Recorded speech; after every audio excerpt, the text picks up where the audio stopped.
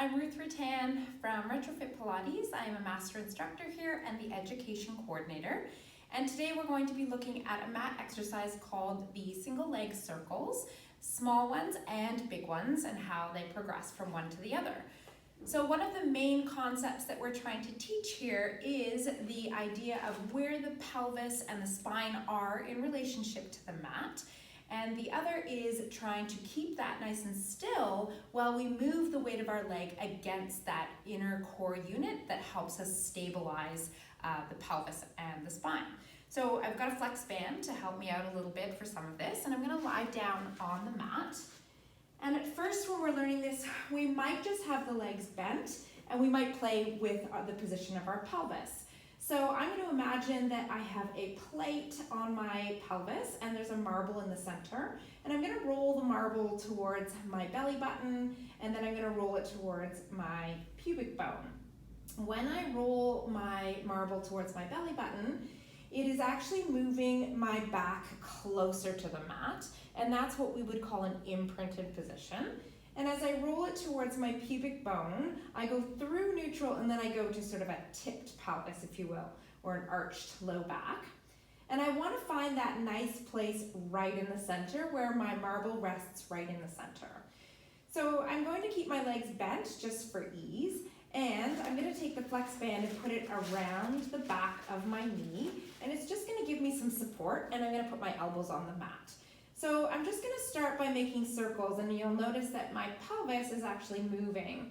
And for most of us, we don't even notice that our pelvis is moving. So I'm going to actively try to keep that marble still on my belly button, or that cup of tea, or whatever you want to imagine there that you're trying not to tip.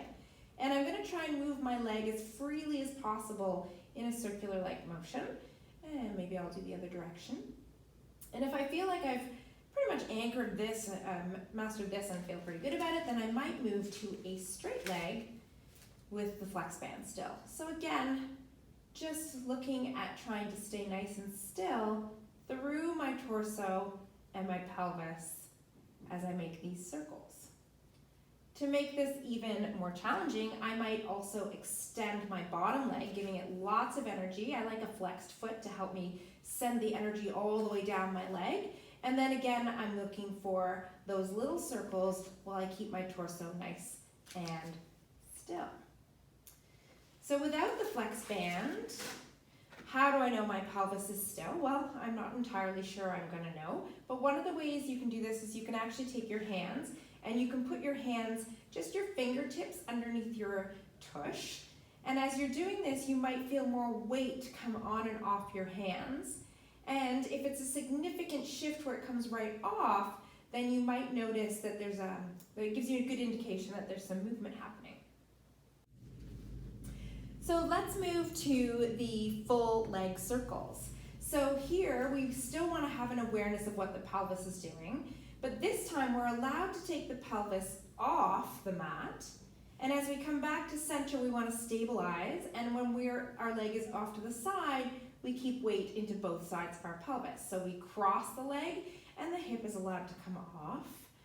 And as we open the leg, the hips stay square. So you can teach this with a short lever or with a bent leg so that it feels familiar. And then you might take that to a long leg, which is actually trickier to stabilize against because it's a long lever. And then we might go all the way into the circle. So our leg comes down, we find neutral, we open to the position where we can control it, and we pull it back in. So we twist, we come off, we come around. Now what you don't want to see is that the leg is so low that it starts to pull the opposite hip off, and that's why we've got that other hand there to help us know where that range of motion is. And it might be that your circle is a lot smaller than you think it should be. And that is a small progression for your leg circles. Thanks for watching.